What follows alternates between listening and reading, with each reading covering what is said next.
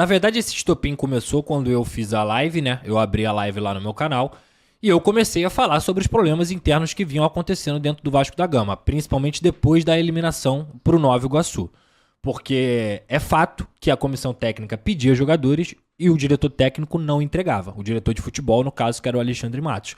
Se era por escolha dele, se ele interferiu em algo e se era da 777 também, isso aí a própria comissão técnica descobriu depois com o Lúcio Barbosa, que vários e vários nomes eram pedidos, várias negociações eram solicitadas e o Alexandre Matos acabava, não, vamos por outro caminho, não sei o quê. Tanto que essa descoberta do André Silva, ela aconteceu comissão técnica Lúcio Barbosa, via Lúcio Barbosa, que o Lúcio falou, pô, isso aqui não tá certo.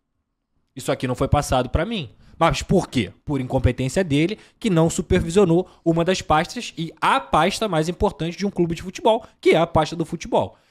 Então, a partir daquele momento ali, os resultados em campo que a gente vinha observando, isso não justifica o Vasco ter sido eliminado para o Nova Iguaçu, é um completo absurdo, foi um vexame, uma vergonha, mas existia uma coerência ali de montagem do elenco que não estava acontecendo. Que era a comissão técnica, quem tem que escolher jogador, Dieguinho, desculpa, diretor de futebol, ele tem opinião, ele entende muito, ele negocia, mas quem escolhe jogador, na minha opinião, quem toma a decisão é técnico, porque diretor de futebol não treina. Quem treina é o técnico. Quem vai conseguir encaixar aquele atleta ali dentro de um contexto favorável ou não, dentro de uma posição, é o técnico.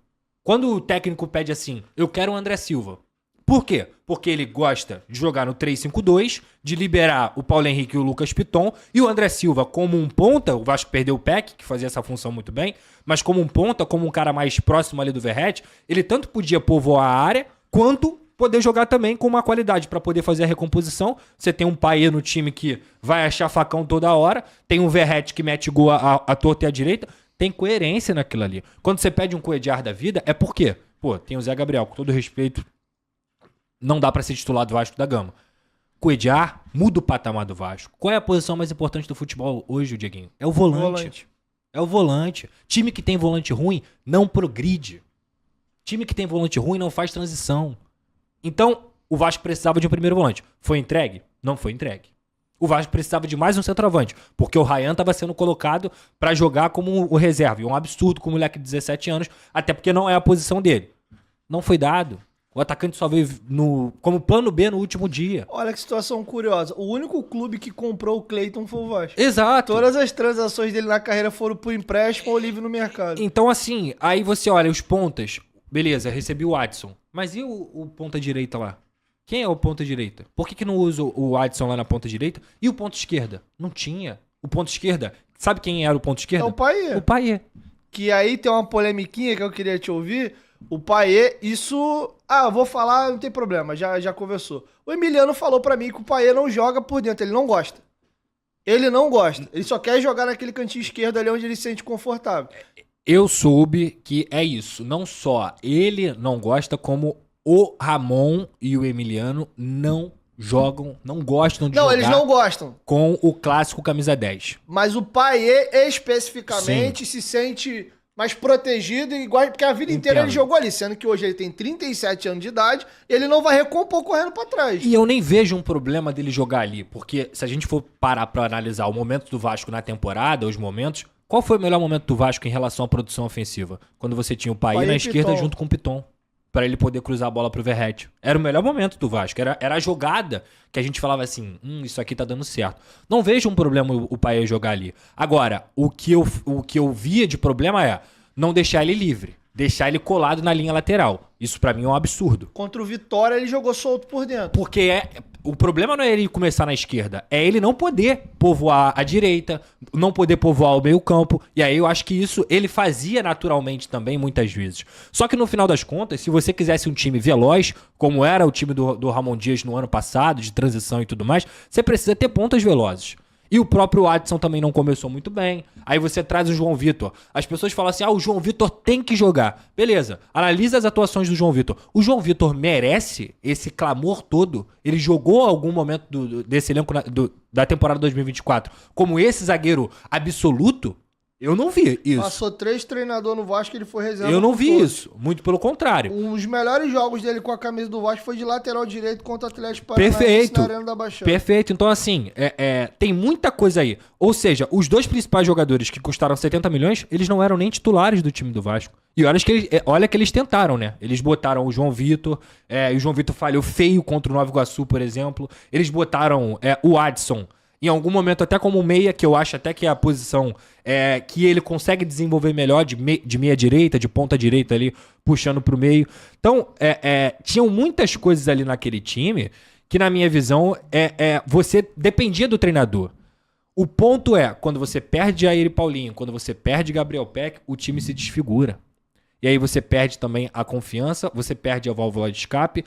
O Paê sobrecarregado totalmente na criação. O Verratti ainda conseguia achar seus gols de cabeça porque o próprio Lucas Piton fazia cruzamentos, e é um grande lateral, fazia cruzamentos perfeitos. E o Paulo Henrique também, em algum momento na temporada, no início, ele conseguia jogar bem também, conseguia ser uma válvula de escape ali pela direita. O problema do Vasco era volante e o segundo meia, que no caso o Praxedes jogou, aí joga o Zé Gabriel, aí ora joga o Sforza. Por quê? O meio-campo do Vasco é um meio-campo deficiente. Não só no poder de marcação, mas também na hora da construção. E aí você faz um time ser o quê? Previsível. Na minha cabeça, como eu falei aqui, quando você pede jogador, atende o técnico. Se eu fosse diretor de futebol, eu ia falar assim, Dieguinho, vamos lá, mano, tu é o treinador aí. Abre aí os 30 jogadores que a gente tem. Qual é a forma que você gosta de jogar? Eu gosto de jogar no 4-3-3. Pô, então a gente tem que ter pelo menos 2 pontas para cada posição.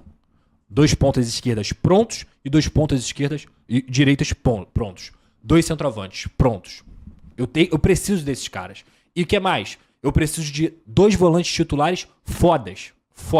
Porque se você não tem um camisa 10 clássico, você tem que ter um volante que saiba construir. Que no caso até tinha. Paulinho. E o Jair também. Eu gosto muito do Jair. Eu acho o Jair um volante foda. Dentro de um time organizado. Tecnicamente, o Jair é um baita de um volante. Não à toa campeão lá no Atlético Mineiro. Então, o Vasco até tinha isso. E tinha o Marlon Gomes, que muitas vezes era utilizado dessa forma. Quando você perde e você não repõe, o que acontece? O time desmorona. Pô, a gente começou a temporada aqui, aí de quem falar que não. A gente analisava a zaga do Vasco. Medel, Maicon, Léo e o João Vitor. Show, problema resolvido. O próprio Rojas, sem jogar no Vasco, vinha com aquela coisa de seleção Paraguai. Exato. E River Plate, porque o Rojas caiu depois da fratura que ele teve na tíbia. Até então ele jogava titular do River Plate. Problema resolvido. Qual era o problema do Vasco? Primeiro volante. O Vasco não tem volante, Dieguinho, que saiba construir como era o Paulinho, por exemplo. Como o Zé Gabriel conseguiu jogar no ano passado, mas dentro de um contexto também. Você precisa reforçar, cara. Aí o diretor de futebol quer fazer as próprias escolhas. Sabe o que vai acontecer? Vai dar merda. Como deu. E tá dando até agora. Simples. Ponto. E aí, galera, curtiu o corte? Aproveita então, já se inscreva aí no canal para fortalecer o nosso trabalho.